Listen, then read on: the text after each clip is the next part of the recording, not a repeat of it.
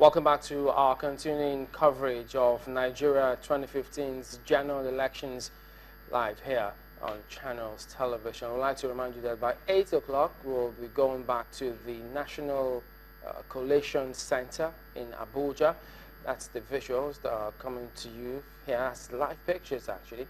So by 8 we expect the chairman of the commission and all the other journalists and other members of the commission to reconvene there, where the final announcements of Borno State will sort of wait the results from Borno State. They will come through from there in Abuja. But while we're at that, we'd like to remind you, or thank you first and foremost, our numerous viewers, for all the selfies you sent in from around the world. While we encourage you to keep them coming, we also want to ask you to send us selfie videos of how you and those around you received the news of the final results. Well, please keep your video short, that's about 10 to 15 seconds, and keep the language civil. At the end of the day, we will want to make them into a film, a short film, a documentary, to see how you voted. But you can also keep those eyewitness pictures coming through. You can also send us questions, comments via email, nigeria2015@channelstv.com. You can also tweet at any one of us using our Twitter handle. Yes, that's the email account that you can send this to. And then the Twitter handle at Channels TV. Yes, they'll correct okay. that. I'm bringing the right correct that one. Yes, indeed. And so now we've been joined by Chima Naji, a legal practitioner, GT Ogunye, also a legal practitioner, as well as Babajide Ogunso, data and information analyst, and all of them Channel TV in-house consultants on this election. Gentlemen, thank you for coming back again today. Very much. Well, Jide, let's start with you and get a wrap-up of these figures. In fact, let's look through the map, the results map, although we're waiting that of Borno. Take us through how many states the APC has won and how it's playing out now. Let's look at the north. Currently, without the results from Borno, the APC has won 15 states up north. They've won all the 7 states in the northwest. Out of the 6 states in the north central, they only lost Plateau State and Nasarawa State. We also have 6 states in the northeast. Presently, only 5 states have been released. Out of the 5 states that have been released, the general has only lost Taraba State. So he's also won 4 states in the northeast. So if you add it up all, 4 states in the northeast, 4 states in the north central, and the 7 states that is won in the northwest. You see the total number of votes is won in the north. Now, down south, the only state, the states that Buhari has lost is lost in Ekiti State. Take us through it, because we see section 134(1). Let me go through all of them. 1 says, candidates for an election to the office of the president shall be deemed to have been duly elected where there being only 2 candidates for the election. A, he has the majority of votes cast at the election, and B, he has not less than 1/4 of the votes cast at the election in each of at least 2/3 of all the states in the Federation and the Federal Capital Territory, Abuja. Does this reflect that? Yes. Okay, go ahead. Yes, because it reflects that, because essentially, even in the states that are colored and designated as having been won by the PDP, particularly in Taraba, for example, for the purpose of determining whether the candidate of the All People Congress scored at least 1/4 of the votes cast, of votes cast in Taraba State, he did secure that. He scored more than 25%. So in the overall determination of the spread of votes, that state will be counted for him, even as the number of votes he has scored will also form part of the overall number of votes that he will secure. So first, 2 considerations. First, section 134 2 A which is relevant for the purpose of our discussion here, since there are more than 2 candidates. That's relevant provision. What the law says is that, what that constitutional provision says is that, for the candidate to emerge as president, he must secure at least 25% of the votes in at least 2/3 of the states, including Abuja. 2/3 of the states, including Abuja. We have 36 states. 2/3 of 36 states will be 24. And then, including Abuja, now say 25.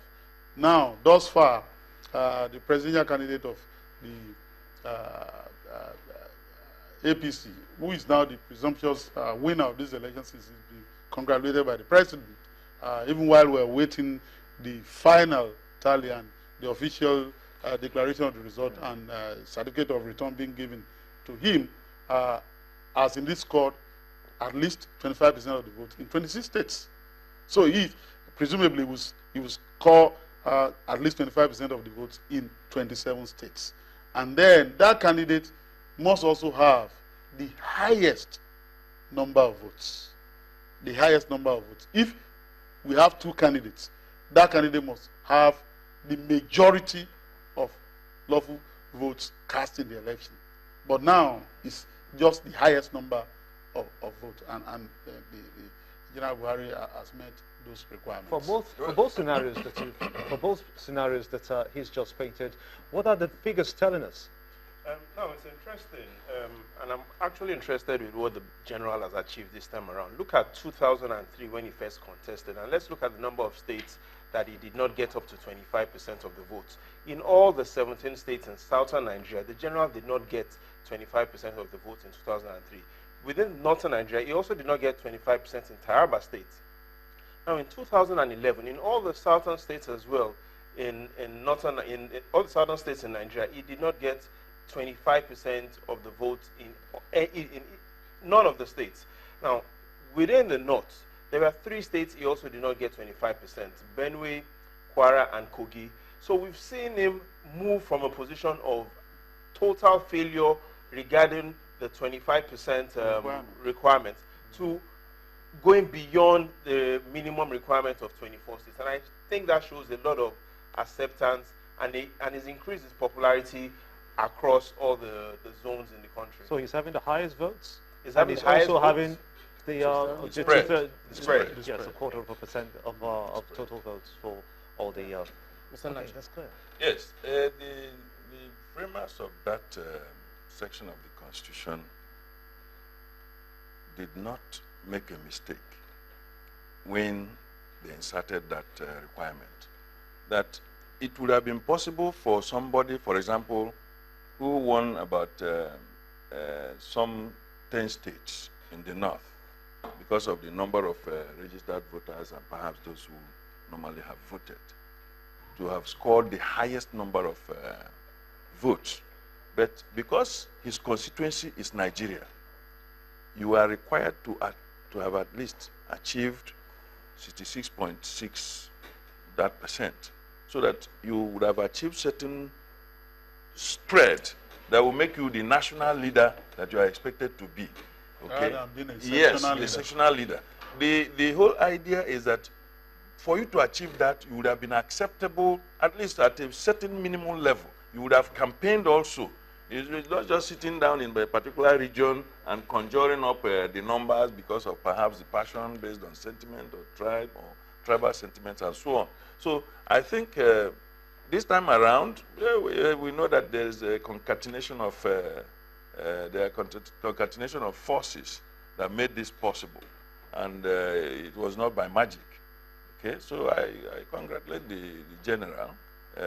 After all, Abraham Lincoln, we know how many shots he had at it, and for him to have been focused, even when he had demonstrably shown that he was no longer going to come back, something prodded him on perhaps destiny. So I think it's also important for us to congratulate Nigerians themselves for being able to maintain the level of calmness that we have seen. I think Nigerians are also wary of some kind of riots and all this. everybody is going about his normal business. And by the way, we also like to put this across. A message is getting across to us here in terms of how people are celebrating. We also want to just advise caution, such that they don't just let those celebrations just go awry. So they should just celebrate with some caution out there. So getting back to this, and now before this session, we were talking about how this result will influence perhaps the 11th of April's voting day for the governorship and the State House of Assembly. Some have thought that, well, although perhaps historically, they never really just connect. People just vote at the presidential level in a separate manner, and then when it comes to the governorship, It's a totally different. completely different. Judy? Okay. What I perceive might happen is because there's been so much attention on the presidential election, I think people might burn out and might not turn out. So I'm a bit pessimistic that we might see a low voter turnout for the gubernatorial elections. A lot of energy, a lot of enthusiasm, and now that we've come to the close of this all, people will definitely focus on their businesses, and people strongly may feel that the elections results that they want to see have been released, and we may just see a relatively lower voter turnout for the gubernatorial elections. But this is the states we're talking about. I mean, isn't there supposed to be a lot more concern? People will say, well, now we have stakes in this one. Let's go out there and see what can happen. Perhaps galvanized by this result or otherwise. That's the ideal situation. But, you're not going to have an ideal situation in every situation.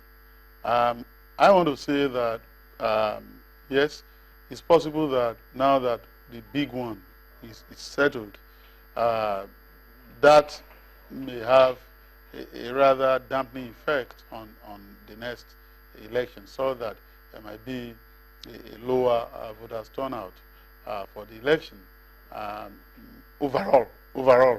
But there are certain situations in a number of states that can indeed act as energizer and mobilizers. For example, and I just want to give these examples, Ekiti. In the election that has just been conducted, there is a split vote in the presidential vote between Muhammadu Buhari and the president. But the National Assembly elections favored the PDP, and it led to the total routing, total obliteration of the APC representatives in the National Assembly and all that. So now, and if you look at the vote, the presidential vote, you see that the margin is not too wide. And so for